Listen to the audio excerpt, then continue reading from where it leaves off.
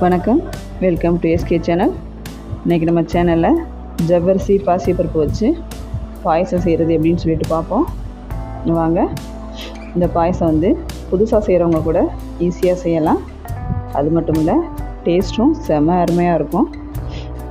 இதுக்கு முதல்ல இந்த கிண்ணத்தில் 1 கிண்ணம் ஜவ்வரிசி, ஒரு அரை கிண்ணம் பாசிப்பருப்பு, அதோடய அளவுகள் வந்து 100 கிராம் வந்து ஜவ்வரிசி, 50 கிராம் பாசிப்பருப்பு ரெண்டையும் சேர்த்துட்டு நல்லா ஒரு அலசிட்டு ஒரு 10 நிமிஷம் ஊற வச்சுருங்க.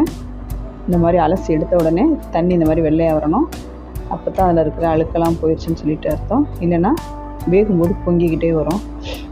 இப்போ ஒரு பாத்திரத்தில் நல்ல தண்ணியை நல்லா காய வச்சுட்டு நம்ம ஊற வச்சுருக்க ஜவ்வரிசியையும் பாசிப்பருப்பையும் சேர்த்துக்குங்க. பாயசம் செய்கிறதுக்கு எப்போவுமே குழம்புது வைக்காத ஒரு பாத்திரமாக எடுத்துக்கணும். அப்படி இருக்கும்போது தான் இனிப்பாக இருக்கும். இல்லைன்னா குழம்பு வச்ச பாத்திரமாக இருந்தால் அதோட காரம் வந்து அப்படி இறங்கிடும். மூடி போட்டு வச்சுருங்க. ஜவ்வரிசி வேகிறதுக்கு 10 நிமிஷம் கூட ஆகாது, அது கம்மியான டைமில் வெந்துடும். இப்போ ஒரு பாத்திரத்தில் காய வச்சுட்டு நெய் சேர்த்துக்கோங்க. முந்திரி பருப்பு கொஞ்சம், திராட்சை கொஞ்சம் சேர்த்துக்குங்க. திராட்சை வந்து நல்லா உப்பலாக வரணும். கொஞ்சம் தேங்காய் வந்துட்டு நல்லா பல்லாக கீறிட்டு அதையும் சேர்த்துக்கோங்க.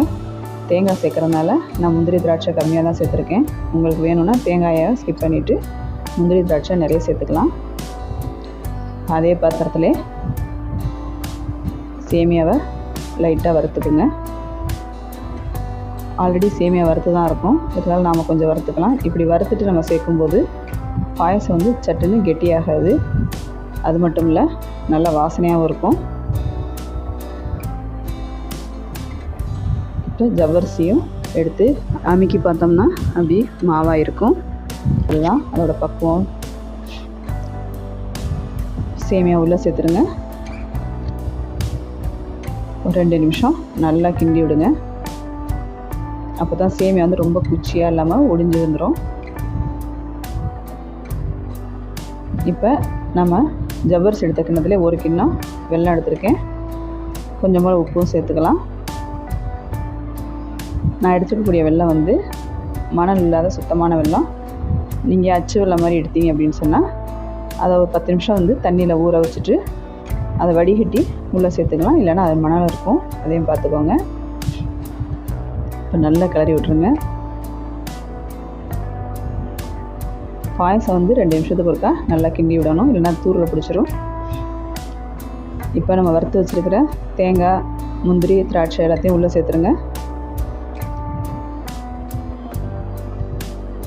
1 கிண்ணம் தேங்காய் துருவினது அதையும் உள்ளே சேர்த்துக்கலாம். 1 ஸ்பூன் வந்து ஏலம், சுக்கு ரெண்டையும் பவுட்ரு பண்ணி வச்சுருக்கேன், அதையும் சேர்த்துக்கலாம். நல்ல வாசனையாக இருக்கும்.